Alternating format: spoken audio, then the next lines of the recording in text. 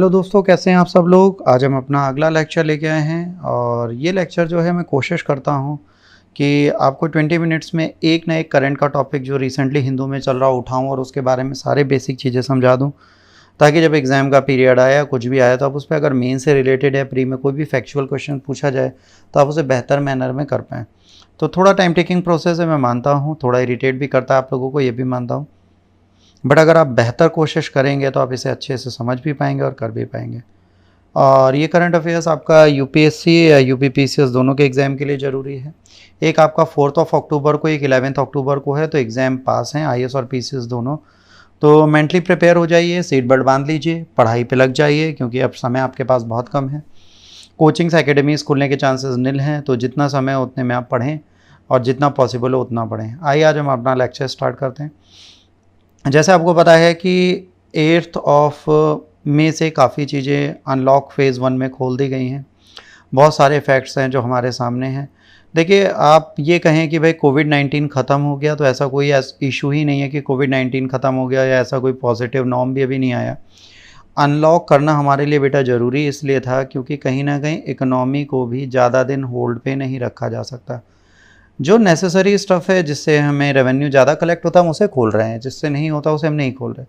और जहाँ पर हम social distancing and other norms को नहीं फॉलो कर सकते, हम उसे भी नहीं खोल रहे।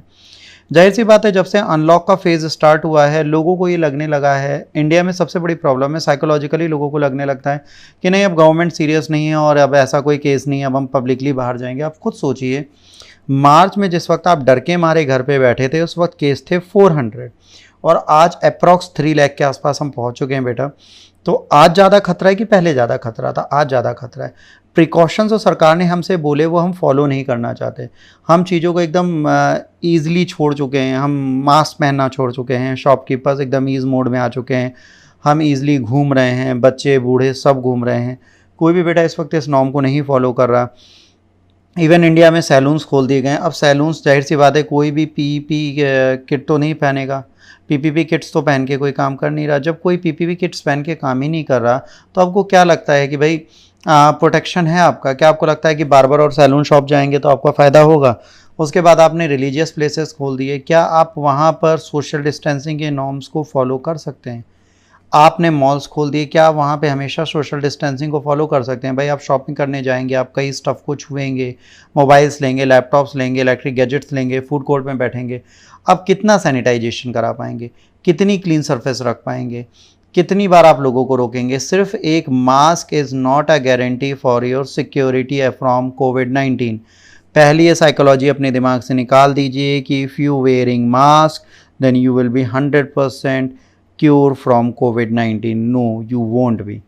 ऐसा कोई भी रिटर्न नॉर्म्स नहीं है जिसमें ये कहा गया हो कि आप सिर्फ मास्क पहनते हैं तो आप कोविड-19 से बच जाएंगे। भाई, बाहर निकलना है तो डॉक्टर्स समझ लीजिए जब पूरा पीपीई किट्स पहन के काम करते थे, तब तो वो अपने आप को बेटा प्रोटेक्ट नहीं कर पाए। तो आपको क्या लगता है कि आप कर पाएंगे? एक्चुअली नहीं कर पाएंगे, तो आप ऐसी कोशिश ना ही करें, आपके लिए बेहतर है। देखिए, अनलॉक का फेज स्टार्ट हुआ, इसका मतलब ये नहीं कि आप फ्री हैं। जैसे आज भी देखिए कि जो कंप्लीट स्ट्रेंथ है किसी भी प्राइवेट ऑर्गेनाइजेशन की, उसका 1/10 कुछ स्टेट रखा रहे हैं।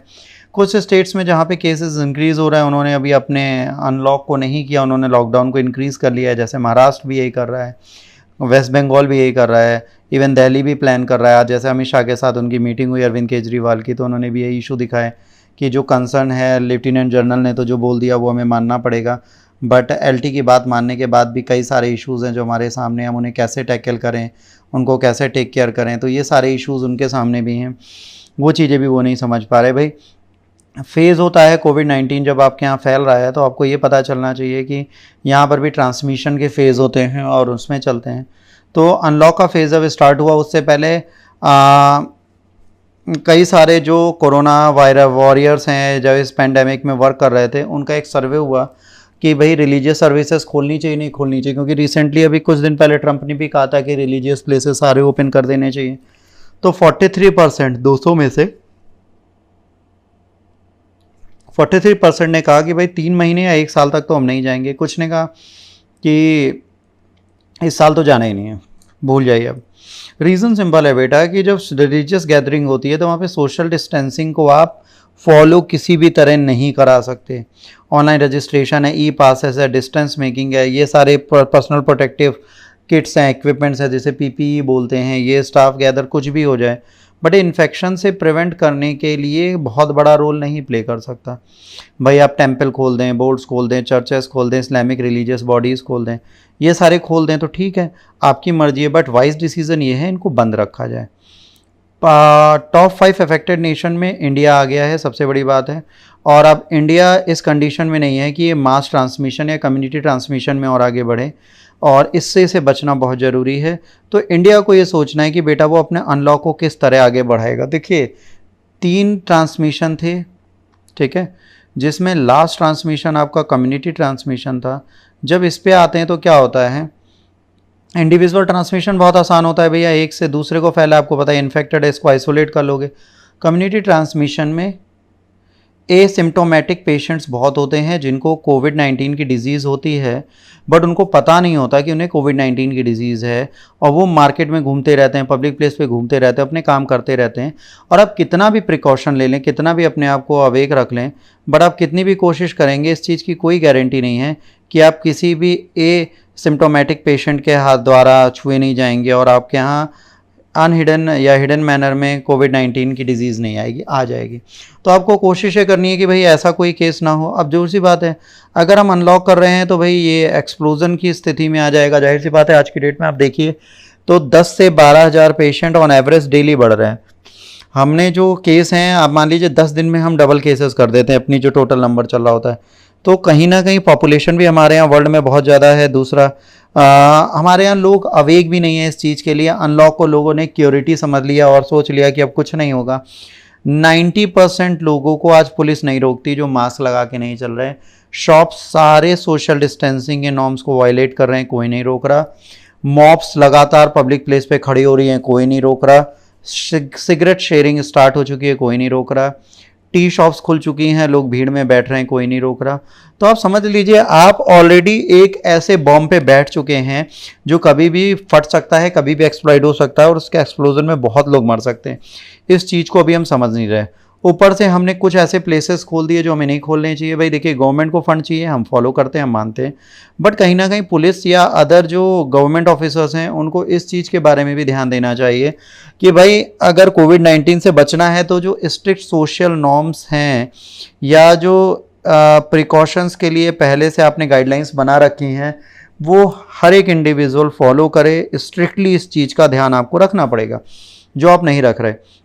कई ऐसे लोग मैंने आज भी देखे जो बिना मास्क के दूसरों के घरों में, भले बैंक वाले हैं कोई भी हो, बिना मास्क के घरों में जा रहे हैं। बल्कि आरबीआई ने नॉर्म्स दे रखे हैं कि आपके यहाँ कोई पेमेंट कलेक्शन के लिए नहीं आएगा, उसके बाद भी लोग इधर उधर घूम रहे हैं। तो आप कहीं ना कहीं गाइडलाइंस की धज्जियाँ उड़ा रहे हैं, आप उनको फॉलो नहीं कर रहे। आप एक घर से दूसरे, दूसरे से तीसरे, तीसरे से चौथे में जा रहे हैं बिना अपने आप को क्योर किए, बिना अपने आप को सिक्योर किए। तो ऐसी चीज़ें अगर आप खुद कर रहे हैं तो जाहिर सी बात है आप दूसरों को भी रिस्क पे ला रहे हैं। रिलीजियस प्लेसेस आप खोल दीजिए, आपको क्या लगता है, आप बाकी चीज़ें खोल दीजिए, मॉल्स खोल दीजिए, आप रेस्टोरेंट खोल दीजिए, डाइनिंग खोल दीजिए, आप सब खोल दीजिए, कोई प्रॉब्लम नहीं। बट इसके बाद होगा क्या? इसके बाद अनलॉक हो रहा है, उसके बाद डिसीजन मेकिंग अरविंद केजरीवाल ने थी कि कोविड-19 के जो प्राइवेट हॉस्पिटल्स हैं और जो गवर्नमेंट हॉस्पिटल हैं उनमें वही लोग इलाज करा पाएंगे जो दिल्ली के रेजिडेंट हैं। देखिए, केजरीवाल की अपनी सोच इस जगह सही थी। Already an numbers of cases Delhi में हैं। दिल्ली सबसे ज़्यादा डेंसली पॉपुलेटेड एनसीआर रीजन है, कि कैपिटल रीजन है हमारी कंट्री का, जहां पर ऑलमोस्ट सबसे ज़्यादा पॉजिटिव केसेस आज की डेट में बढ़ चुके हैं। महाराष्ट्र में दूसरे नंबर पे। तो आज अगर इस कंडीशन को हमें रिवोक करना है और इसको क्योर करना है तो हमें बहुत ज़्यादा अवेक रहना पड़ेगा, बहुत ज़्यादा सोचना पड़ेगा, जो आज हम कर नहीं पा रहे, बड़ा मुश्किल पड़ रहा है। और अगर कई सारे पेशेंट आएंगे तो केजरीवाल पहले ही बोल चुके हैं कि हमारे यहाँ बेड्स नहीं रह गए, हमारे यहाँ हॉस्पिटल्स ऑलमोस्ट फिल हैं। तो अब अगर कोई कोविड-19 का पेशेंट आता है तो हम क्या करेंगे? तो भाई हमें अदर ऑप्शंस ढूंढने पड़ेंगे। अब हमारे पास कोई और ऑप्शन तो है नहीं कि भाई कोविड-19 का केस आता है और हम उसे फॉलो करते हैं और उसको हम रख सकते हैं। सिंपल सी चीज़ है। तो जब केजरीवाल ने कहा भाई दिल्ली रेजिडेंट आएंगे तो लेफ्टिनेंट गवर्नर जो थे अनिल बैजल, इन्होंने कहा कि भाई राइट टू हेल्थ जो है, राइट टू लाइफ आर्टिकल 21 का एक अभिन्न पार्ट है और इसके चक्कर में आप किसी को भी हेल्थ फैसिलिटीज़ के लिए मना नहीं कर सकते, और इस पैंडेमिक में तो बिल्कुल नहीं। तो उन्होंने कहा नहीं भाई दिल्ली में सबका इलाज होगा। अब इनका कहना भी सही है। देखिए, दिल्ली अकेला सिर्फ दिल्ली नहीं है, वहाँ पर सबसे बड़ी बात है नेशनल कैपिटल टेरिटरी में गुरुग्राम और नोएडा भी जुड़ता है, जहाँ से लोग डेली दिल्ली जाते हैं और यहाँ से आते हैं। अब इनके पास तो भाई यूपी और इनके पास हरियाणा की आईडी है और ये काम दिल्ली में करते हैं, इकोनॉमी दिल्ली की बढ़ा रहे हैं। अब उसके बाद अगर इनकी ज़रूरत है तो इनका ट्रीटमेंट कौन करेगा? ये मैक्सिमम टाइम तो दिल्ली में रहते हैं, इन्फेक्शन वहीं से ला रहे हैं, वहीं से हर चीज़ ला रहे हैं। अब इसके बाद आप ये कहें कि भाई जो एनसीआर रीजन है और नेशनल कैपिटल टेरिटरीज के प्लेसेज हैं, वहाँ पर आप इनको सपोर्ट नहीं करेंगे तो थोड़ी प्रॉब्लम है भाई, इसको भी आपको देखना पड़ेगा। तो ये भी एक इशू था। उसके बाद आज की डेट में सिंपल सी बात है, इन्होंने कहा है कि भैया हेल्थ फैसिलिटीज़ बहुत ज़्यादा अच्छी नहीं है और यूनिवर्सली अगर बात करें तो हमारे यहाँ बहुत बुरी हालत है। हमारे यहाँ हेल्थ फैसिलिटीज़ वैसे भी बहुत वीक है, इंटरनेशनली अगर बात करें तो हम बहुत पीछे आते हैं, 101वें नंबर पर आते हैं। जो नंबर 1, नंबर 2, नंबर 3 है वो तो कोविड-19 को बेटा कंट्रोल कर नहीं पा रहे। हमारे क्या चांसेस हैं इसको समझना बड़ा मुश्किल है। तो इस पर एक डिसीजन मेकिंग चल रही थी। दूसरा, गवर्नमेंट को कहा जा सकता है जब 10 वीक्स तक लॉकडाउन रहा उस टाइम पे आपने इंफ्रास्ट्रक्चर के लिए क्या काम किया? आपने कुछ नहीं किया। तो इसके लिए भी गवर्नमेंट को ब्लेम किया जा सकता है। भैया जब आपके पास यही काम था कि आप हेल्थ सेक्टर को इंप्रूव करें, इंफ्रास्ट्रक्चर को इंप्रूव करें, उस टाइम पे आप क्या कर रहे थे? इसको आपको समझना चाहिए। दूसरा ये कि थाउजेंड ऑफ क्रॉस बॉर्डर्स हैं जो आते हैं और इनके साथ है भाई, जाहिर सी बात है कई सारे लोग क्रॉस बॉर्डर करके आते हैं वर्क के लिए और उनको हेल्थ केयर चाहिए, तो भैया ये तो इन्हीं का काम है देने का। दिल्ली में बहुत सारे लोग बाहर से रहते हैं। केजरीवाल का ये क्वेश्चन ऐसे था, कर्नाटक ने एक डिसीजन लिया था, एक कासरगोड प्लेस था केरला में जहां पर उस टाइम पे बहुत ज़्यादा कोविड-19 के पॉजिटिव केसेस थे, मतलब 5-6 कोविड-19 के केसेस एक्टिव थे जिससे फैल सकता था। अर्ली मार्च की बात है। तो उस टाइम पे इनको मैंगलोर हॉस्पिटल में उस जगह से किसी को भी ट्रीटमेंट के लिए मना कर दिया गया था। तो एक ऐसा इशू पहले भी आ चुका है, बट ये कोई अच्छा तरीका नहीं है दिल्ली में जो किया जा रहा है। इसके बाद बेटा दिल्ली गवर्नमेंट टेस्टिंग बहुत ज़्यादा कर रही थी, पहले बहुत किए फिर किए, आज वो नंबर कम करती जा रही है। अब धीरे धीरे धीरे धीरे धीरे धीरे धीरे धीरे वो टेस्टिंग के किट के नंबर कम करती जा रही है और धीरे धीरे जब ये बेटा इन्हें कम करेगी तो जाहिर सी बात है आज 3700 ही कर रही है, 7000 पहले कर रही थी, 5000 कर रही थी, 6000 कर रही थी, अप्रॉक्स 7000 के आसपास मान लो कर रही थी, आज 37, तो 50% डिक्लाइन उसने टेस्ट में कर दी है। ऑल्दो बाकी स्टेट से बहुत ज़्यादा डेली टेस्टिंग है, बट एक सिंपल सा लॉजिक है, जो टेस्टिंग है ये बेटा हमारे आपके लिए है और सबसे ज़्यादा डेंस पॉपुलेटेड जो हमारी टेरिटरी है वो दिल्ली है और दिल्ली में अगर इतनी प्रॉब्लम्स हैं तो जाहिर सी बात है कोविड-19 का टेस्ट भी प्रॉपर्ली गवर्नमेंट को करना चाहिए। आईसीएमआर ने जो डायरेक्शन दिए थे May 18 को, उन्होंने कहा कि टेस्टिंग होनी चाहिए, तो भाई जाहिर सी बात है होनी चाहिए। अगर कोई एसिम्टोमेटिक है तो भी होनी चाहिए, ये नहीं कि एसिम्टोमेटिक है तो सेल्फ आइसोलेशन में घर पे रहे और अपने आप को ट्रीट करे, हॉस्पिटल में अब जगह नहीं है तो हम आपकी टेस्टिंग भी नहीं करेंगे, आप अपने घर पे रहें। तो ऐसा नहीं है, इसको रिवाइज़ किया गया, गवर्नमेंट ने कहा भाई ऐसा कुछ नहीं होगा, ओवररन कर दिया गया और कहा गया भैया जिसको भी सिम्टम्स दिखते हैं उसका टेस्ट किया जाएगा, एसिम्टोमेटिक को ऐसे ही छोड़ नहीं दिया जाएगा।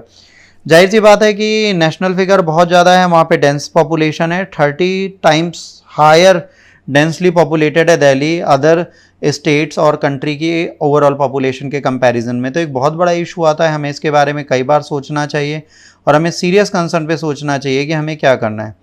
देखिए आज की डेट में अगर आप कोविड-19 से बचना चाहते हैं तो आपको खुद अवेक रहना पड़ेगा। कई लोग बिना मास्क के घूमते हुए आपको रोड पे दिख जाएंगे। सोशल अवेकनिंग हम इंडिविजुअल खुद ला सकते हैं।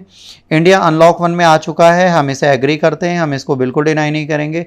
भाई इकोनॉमी बूस्टिंग भी एक बहुत बड़ा रोल है जिसको हमें ध्यान देना है। अगर हम इकोनॉमिकली बैकवर्ड हो गए तो जाहिर सी बात है इमीडिएटली नहीं आ पाएंगे, बट क्या सोशल नॉर्म्स को फॉलो करते हुए, क्या गाइडलाइंस को फॉलो करते हुए हम इस पर ध्यान नहीं दे सकते? हम बेशक इस पे ध्यान दे सकते हैं। दूसरा, हेल्थ ऑफ मिनिस्ट्री ने बहुत अच्छी चीज़ बोली कि आज की डेट में जो हमारे यहाँ टोटल केसेस हैं, ये टोटल केसेस हैं, समझिएगा ये टोटल हैं जिसमें डेथ और ये सब जुड़ा है। तो आज की डेट में एक्टिव केसेस जो हैं क्योर्ड केसेस से कम हैं, तो ये एक पॉजिटिव फेज़ है। तो जो हमारी मेडिकल फैसिलिटीज़ हैं, जो हेल्थ मिनिस्ट्री वो कहती है हम कम्युनिटी ट्रांसमिशन में गए नहीं हैं, हम जा सकते हैं, अभी गए नहीं हैं। इन्होंने कहा अगर हमारे एक्टिव केसेस जो हैं हमारे क्योर्ड पेशेंट्स के केसेस से कम हैं तो जाहिर सी बात है कि हमारे कोविड-19 को हम कंट्रोल कर रहे हैं। अब यार 10 to 20,000 डेली बढ़ेगा ही बढ़ेगा। दूसरा, हमारी पॉपुलेशन इतनी है कि अभी तक कई ऐसे हैं जो एसिम्टोमेटिक हैं, जिनको अभी भी कोविड-19 जैसी डिजीज़ है बट वो अभी भी ट्रीट नहीं या हील नहीं किए गए हैं। तो जब उनकी बेटा हीलिंग ही नहीं की गई है तो आप कैसे कह सकते हैं कि वो क्योर हो जाएंगे या उनका ट्रीटमेंट होगा और वो बेहतर रहेंगे? हमको समझना पड़ेगा कि कोविड-19 से बचने का सिर्फ एक ही तरीका है बेटा, वो है कि हम सिर्फ जो गवर्नमेंट ने हमें गाइडलाइंस दी हम उसे फॉलो करें, अपने हाथ को जितना हो सके उतना किसी सरफेस को छूने से दूर रहें, और अगर हम किसी सरफेस को छू लेते हैं तो हम इस चीज़ का ध्यान रखें कि उसके बाद बेटा हम कोई भी अपनी बॉडी के पार्ट को, आइज़, नोज़, माउथ, ईयर्स, इनको नहीं छुएंगे। हम पहले अपने आप को प्रॉपर्ली क्लीन करेंगे फिर छुएंगे। देखिए, वर्क करना भी ज़रूरी है, उसके बिना काम नहीं चलेगा। अभी भी कई ऐसे सेक्टर्स हैं जो नहीं ओपन किए गए, और 15 जून के बाद ये देखा जाएगा कि भाई सेक्टर्स ओपन होने हैं कि अभी फ्यूचर में नहीं होने, क्योंकि जो एक्टिव केसेस हैं वो भी अगर बढ़ते जाएंगे हमारे यहाँ और हम सरपास करके फर्स्ट या सेकंड प्लेस पे वर्ल्ड में आ जाएंगे तो जाहिर सी बात है हमें फिर से लॉकडाउन करना पड़ेगा। ऐसा नहीं है कि अगर हम अपने प्रिकॉशंस नहीं लेते तो आपकी इकोनॉमी तेज होगी। आपको अगर अपनी कंट्री की इकोनॉमी को क्योर रखना है तो आपको कहीं ना कहीं खुद को भी प्रिकॉशंस के नॉर्म्स में रखना पड़ेगा। अगर आप प्रिकॉशंस के अगेंस्ट चलते हैं और आप इसको फॉलो नहीं करते तो सिर्फ आप इकोनॉमी बूस्ट करके काम नहीं चला पाएंगे। अगर हमारे यहाँ ये केसेस डबल इन फिगर हो गए या इसके आगे सिर्फ 2 और बढ़ गया तो अब यकीन मानिए हमारे यहाँ लॉकडाउन होना बड़ा आसान हो जाएगा। और अगर इसके आगे 2 और बढ़ गया तो आप भूल जाइए कि आप फिर क्योर हो पाएंगे। इसके बाद रिटर्निंग बैक नहीं है। अगर सीआरस में हम पहुंच गए तो आपके पास रिटर्निंग बैक नहीं है। तो आपको ये ध्यान देना है कि आज आपको अगर खुद को बचाना है, खुद को सही रखना है, तो आज आपको बहुत अवेक रहना है। आप ये समझिए कि लॉकडाउन खुला है, कोरोना नहीं खत्म हो गया। डेट कोविड-19 disease is very much into your society और आपके आसपास के कई लोग उससे इन्फेक्टेड हैं। आपको बहुत अवेक रहना है, बहुत अलर्ट रहना है, अपनी हेल्थ फैसिलिटीज़ के साथ कोई कॉम्प्रोमाइज़ नहीं करना। अपनी हेल्थ पे आपको बेशक ध्यान देना पड़ेगा, क्योंकि जब तक आप अपनी हेल्थ पे ध्यान नहीं देंगे कुछ नहीं होगा। गवर्नमेंट की जो गाइडलाइंस हैं उनको फॉलो करना पड़ेगा। इकोनॉमी को बूस्ट करने के लिए जो गवर्नमेंट सपोर्ट चाहती है वो हम देंगे, पर उसको देने के साथ जहां गवर्नमेंट हमें मना करेगी वो हमें करना पड़ेगा। रिलीजियस प्लेसेस खोलना ना खोलना ये डिसीजन गवर्नमेंट का है, इसको मैं नहीं मानता। इसके बाद आज जब मीटिंग हुई तो दिल्ली में मीटिंग हुई तो पता चला भाई अब हमारे पास हॉस्पिटल्स तो रह नहीं गए। तो केजरीवाल और अमित शाह ने एक प्लान ये बनाया है कि जो होटल्स हैं और जो स्टेडियम्स एंड पार्क्स हैं उनको हम हॉस्पिटल में कन्वर्ट करेंगे ताकि हम एक्टिव केसेस को दूर कर पाएँ। ध्यान रखिए, मेडिकल फैसिलिटीज़ में हम बहुत वीक हैं बेटा। हमें बहुत ध्यान देना पड़ेगा अपनी कंट्री का और अपने आप का, क्योंकि अगर इस पर हम ध्यान नहीं देंगे तो हमें बहुत ज़्यादा प्रॉब्लम होगी। तो मेडिकल फैसिलिटीज़ में कहीं ना कहीं और इंफ्रास्ट्रक्चर में हम बहुत वीक हैं। हमें खुद को हील रखना है, खुद को क्योर रखना है। अगर हम इस पर ध्यान नहीं देते तो हमें बहुत सारा दिक्कतें होंगी। इस पर एग्जाम में क्वेश्चंस आ सकते हैं, तो आप प्लीज़ इस चीज़ को ध्यान रखिए। अनलॉक और लॉक में डिफरेंस होता है, बट अनलॉक होने का मतलब ये नहीं कि आप अब फ्री हैं और हमारी कंट्री हेल्थ केयर सिस्टम में आ चुकी है, हम प्रॉपर हैं, अब हम सबको क्योर कर लेंगे या एक वैक्सीन या मेडिकेशन हमारे सामने है। सच ऐसा कुछ भी नहीं है, इसलिए आप बिल्कुल परेशान रहें, इस चीज़ के लिए चिंता में रहें और अपनी हेल्थ का ध्यान रखें। डरें, क्योंकि डर एक ऐसी चीज़ है जो आज की डेट में आपको ज़िंदा रख सकती है, तो आप बिना डरे नहीं रहेंगे। क्लियर? इसके बाद बेटा आपको और 2-3 फैक्ट्स याद रखने हैं। देखिए, अब आपका एग्जाम आ रहा है, मैं आपको एक छोटी सी चीज़ जरूर बोलूँगा कि जो पहली बार बेटा प्रिपरेशन कर रहे हैं, आईएएस का पहली बार पेपर देने जा रहे हैं, पीसीएस का पहली बार पेपर देने जा रहे हैं, आप बहुत ज़्यादा परेशान मत होइए। आप अनसॉल्व्स उठाइए, उसके बारे में प्रॉपर पहले क्वेश्चन पेपर एनालिसिस करिए, आप पूरा सिलेबस रटिए, फिर देखिए क्या पूछा जा रहा है और क्या नहीं पूछा जा रहा। तो अगर क्या पूछा जा रहा है और क्या नहीं पूछा जा रहा पे आपने प्रॉपरली ध्यान दे दिया और अनसॉल्व्स को साथ अपने सिलेबस को मैच कर दिया तो आप स्मार्ट स्टडीज़ के कॉन्सेप्ट में आ जाएंगे। और स्मार्ट स्टडीज़ ही इकलौता ऐसा कॉन्सेप्ट है जो बेटा आपको क्योर कर पाएगा आज की डेट में, और कोई ऑप्शन नहीं है जो आपको सही रख पाए। तो आपको आज की डेट में पीसीएस आईएएस की तैयारी के लिए ध्यान रखना है। दूसरा, करंट अपडेट आपको रखना पड़ेगा, आपको न्यूज़ देखनी पड़ेगी, आप पीआईबी बिल्कुल मत छोड़ें। कुछ गवर्नमेंट मैगजीन्स हैं जिनको आपको डेली अपडेट करना है। देखिए, हिंदू बहुत ज़रूरी है, आपको पढ़ना ही पढ़ना है। योजना, कुरुक्षेत्र बेटा 2 सरकारी मैगजीन है, उनको आपको अपडेट करना ही करना है। इसके साथ पीआईबी की न्यूज़ के अपडेट भी आपको देखने हैं। आप कोशिश करें, कई सारे यूट्यूब चैनल्स हैं जो आपको करंट अफेयर्स के कई सारे लेक्चर्स देते हैं, आप उनको पढ़ें, उनको समझें, सारी चीज़ें करें, उनके अपडेट आप लेते रहें, वो आपको हेल्प करेंगे नो डाउट। करंट अपडेट के साथ आप बाकी क्या कर सकते हैं, आप टॉपिक्स याद कर सकते हैं, चीज़ें कर सकते हैं। इतना करें, आपका एग्ज़ाम निकलेगा। कोई दिक्कत है आप मुझे टेक्स्ट करें कमेंट बॉक्स में या मेरी प्रोफाइल पे जाके, मैं आपको जितना हो सकेगा उतनी हेल्प दूंगा। अगर आपको बेटा ये चैनल अच्छा लगता है, लाइक शेयर सब्सक्राइब करें, हमें फॉलो करें और कोशिश करें कि ये लेक्चर जहाँ तक हो सके वहाँ तक फैलाएं, क्योंकि जब ये लेक्चर बेटा लोगों तक पहुँचता है तो हमें मोटिवेशन मिलता है। और अगर हमें मोटिवेट करेंगे आप और हमें प्रॉपरली लेक्चर बनाने लायक छोड़ेंगे तो शायद हम उस मोटिवेशन के साथ कुछ अच्छा कर पाएंगे। हम कोशिश करते हैं कि आप हमारा साथ देंगे और चीज़ों को अपडेट करेंगे। इसको पढ़िए, इस पे क्वेश्चन मीन्स का लिखिए, ऐसे राइटिंग करिए, पैंडेमिक पे कोशिश करिए लिख के आप मुझे मेरी प्रोफाइल पे फेसबुक या इंस्टाग्राम पे भेजें ताकि मैं उसे चेक कर पाऊँ। आज के लिए इतना ही। नमस्कार, जय हिंद, जय भारत दोस्तों।